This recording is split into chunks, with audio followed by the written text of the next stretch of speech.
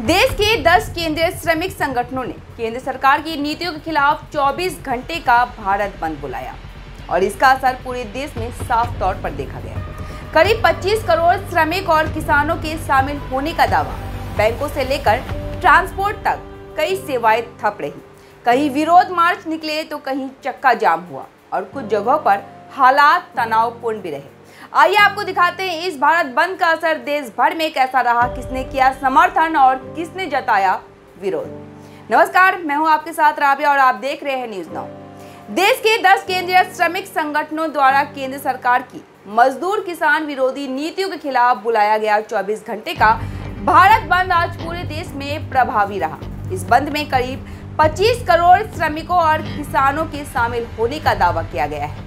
Akhil Bharatiya trade union Congress और हिंदू मजदूर सभा सहित अन्य संगठनों ने 17 सूत्री मांगों को लेकर इस राष्ट्रव्यापी हड़ताल का आह्वान किया, जिसमें नए श्रम कानूनों को रद्द करने, निजीकरण पर रोक, रोजगार और एमएसपी की गारंटी जैसे मुद्दे शामिल हैं। भारत बंद का सबसे व्यापक असर पश्चिम बंगाल और केरल में देखने को मिला। वामपंथी संगठनों ने सुबह से ही सड़कों पर उतरकर विरोध मार्च और प्रदर्शन किए। कोलकाता में वाम दलों के कार्यकर्ता ने पुलिस के साथ झड़पों का सामना किया, जिससे कई इलाकों में तनाव की स्थिति रही। केरल में भी सार्वजनिक परिवहन, बैंकिंग और डाक सेवाएं प्रभावित हुई, लेकिन आपातकालीन सेवाएं सामान्य रूप से चालू रही। महागठबंधन यानी कि इंडिया गठबंधन के सभी दलों ने इस बंद का समर्थन किया।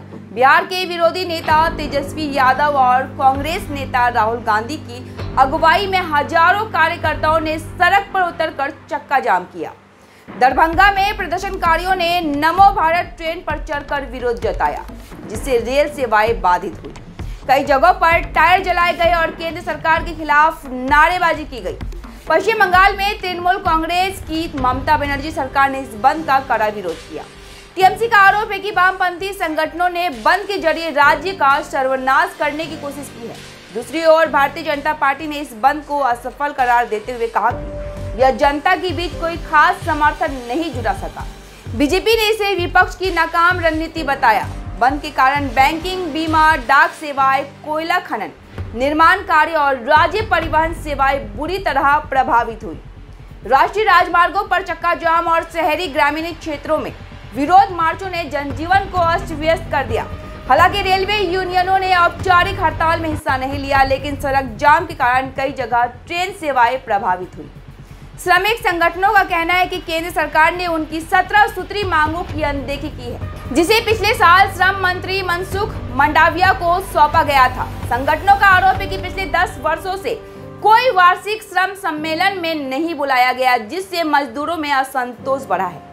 प्रशासन ने लोगों से अनावश्यक यात्रा से बचने और सुरक्षा के लिए घरों में रहने की अपील की है। पुलिस और प्रशासन को हाई अलर्ट पर रखा गया है, खासकर उन राज्यों में जहां यूनियनों की मजबूत उपस्थिति है। यह बंद न केवल एक विरोध प्रदर्शन है, बल्कि सरकार को मजदूरों और किसानों की मांगों पर ध्यान देने का एक सशक्त संदेश है। भारत बंद सिर्फ एक दिन की हड़ताल नहीं थी, यह मजदूरों और किसानों की सालों से अनसुनी मांगों की एक गूंज थी। जहां एक ओर सरकार ने इसे नजरअंदाज किया, तो वहीं सड़कों पर उतरे लोगों ने यह साफ कर दिया कि उनकी आवाज को अब और दबाया नहीं जा सकता।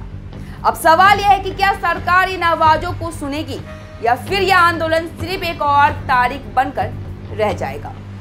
फिलहाल के लिए इतना ही। अब दीजिए मुझे इजाजत। धन्यवाद।